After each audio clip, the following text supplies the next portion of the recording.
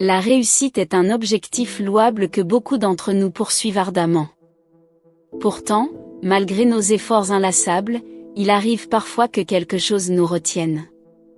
Une force invisible, mais pourtant puissante, la peur de réussir. Oui, tu as bien entendu.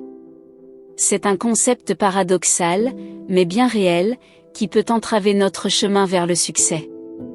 Contrairement à la peur de l'échec, qui est centrée sur la crainte des conséquences négatives de l'échec, la peur de réussir découle souvent de l'anxiété face aux changements positifs, à la responsabilité accrue, aux attentes plus élevées des autres et à la possibilité de perdre le contrôle sur sa vie. Dans cette vidéo, nous examinerons de près 7 signes révélateurs qui pourraient indiquer que tu as peur de ta propre réussite. 1. L'auto-sabotage constant. L'auto-sabotage est un signe classique de la peur de réussir. Il se réfère à des comportements ou des actions qui entravent délibérément nos propres objectifs ou notre réussite.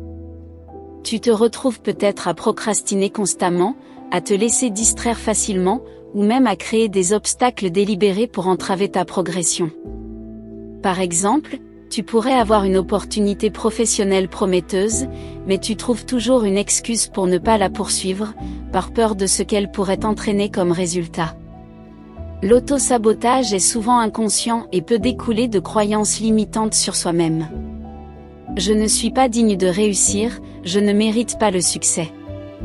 2. Fuir les responsabilités. La peur de réussir peut également se manifester par une tendance à fuir les responsabilités. Tu pourrais éviter les situations qui pourraient te mettre en position de leadership ou de responsabilité, préférant rester dans des rôles subalternes, où tu n'as pas à assumer autant de pression ou de visibilité. Prenons un exemple. Tu es un employé talentueux qui se voit offrir une promotion à un poste de gestion. Malgré les avantages évidents de cette promotion, tu hésites à l'accepter parce que tu redoutes les responsabilités supplémentaires et les attentes accrues qui viennent avec le poste. Tu préfères donc rester dans ton rôle actuel, où tu te sens en sécurité et moins exposé.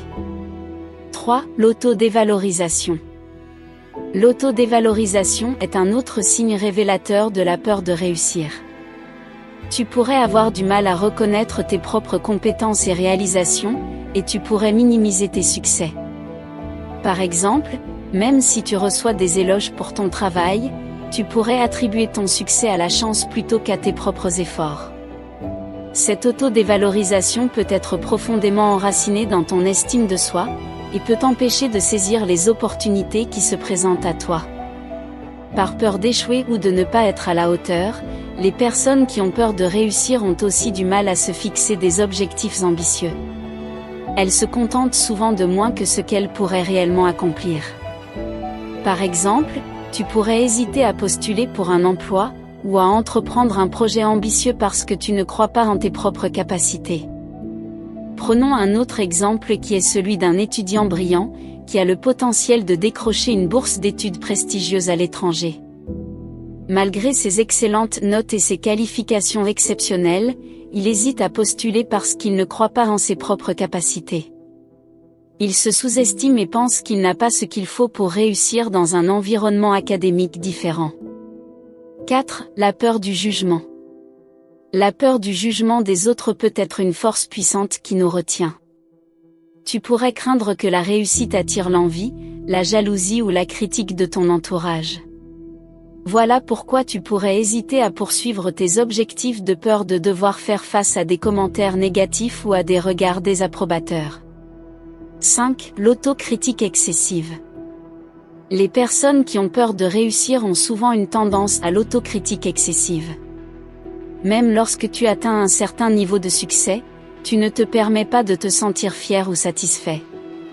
Au lieu de cela, tu te concentres sur ce que tu aurais pu faire mieux, et tu te blâmes pour les moindres erreurs, plutôt que de voir tes réalisations. Cette autocritique constante peut t'empêcher de voir ton propre potentiel et de croire en toi-même. 6. Le confort dans la médiocrité. La peur de réussir peut te conduire à te sentir plus à l'aise dans la médiocrité que dans la réussite. Tu pourrais te retrouver dans une situation où tu n'es pas totalement épanoui, mais où tu te sens en sécurité. La perspective de changer et de réussir peut être terrifiante, car cela signifierait sortir de ta zone de confort et faire face à l'inconnu. La conséquence est que, rester dans ta zone de confort peut te priver des opportunités de croissance et de développement personnel. 7. La peur de l'inconnu. La peur de l'inconnu est une autre manifestation courante de la peur de réussir. Tu pourrais craindre ce qui pourrait se passer après avoir atteint tes objectifs. L'idée de devoir gérer de nouvelles responsabilités, de nouveaux défis, ou même de simplement maintenir ton succès actuel peut être terrifiante et te paralyser. Plus encore, la peur de l'inconnu peut être alimentée par nos propres doutes et insécurités.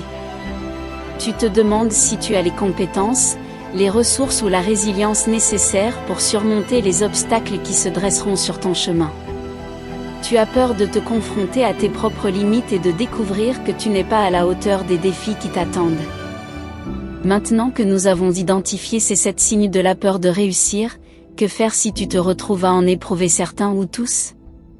La première étape consiste à reconnaître ces signes, les accepter comme un point de départ pour la croissance personnelle et comprendre d'où viennent-ils. Ensuite, il est important de travailler sur toi-même pour surmonter ces peurs et pour te permettre de réaliser ton plein potentiel et de vivre une vie remplie de bonheur.